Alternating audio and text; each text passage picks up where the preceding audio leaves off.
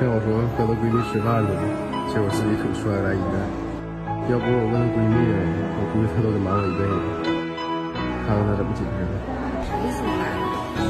我不该来吗？咋不的？啥事都自己扛着呗。那你要我干啥呀？我怕你担心。你这样我就不担心了。有個女仔令我思想變得大個，當初我有次行為對你犯下大錯，你話我唔識諗，用錢買冇用飾品，你慢慢心淡覺得我對感情唔認真。要知道男人係天生小朋友，小朋友若然會忽略另一半感受，要改正好簡單，我只係要調教，經歷得多反而可以令到愛意濃厚。這是為了什麼事的告訴自己？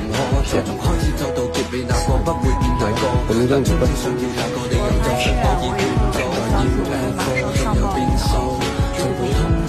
也蛮后悔的，自己说。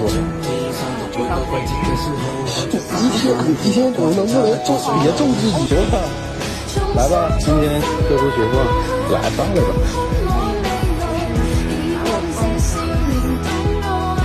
决定了，是你的啊。本来今天都想喝完水之后给你买排骨做饭的。啥呀？你这还老想着做饭？那你中午吃外卖不是不健康吗？我是让你晚上吃点好的。听明白了，这意思就是让我直接下厨啊！还想吃啥？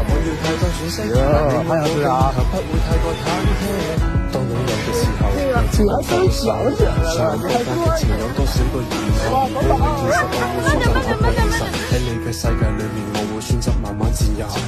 致命嘅世界永遠好動帶着可愛，佢冇時間迷惘，愛情錯過卻唔可再從開始走到結尾，那個不會變大個，但終要想要那個理由，有誰可以勸阻？要 UFO 仲有變數，最普通嘅距離世上遍佈，愛漫春天散落每個季節嘅消耗，看着花瓣跌落過程差得過衰老。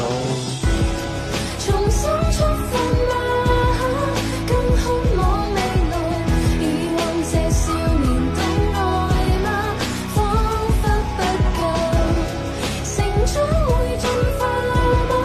有信念自由，我愛這少年仿似嗎？這花開過歲分，因女出身逼出佢嘅眼鏡，佢再犧牲佢嘅率真，改變佢嘅眼鏡。戴眼鏡嘅佢明白波珠解決唔到逃避，要長大要負責任，縮短兩個人嘅距離。你夢裏學會感慨，你亦放肆你的愛，用力轉載，越過比賽為我掩蓋，都因為愛。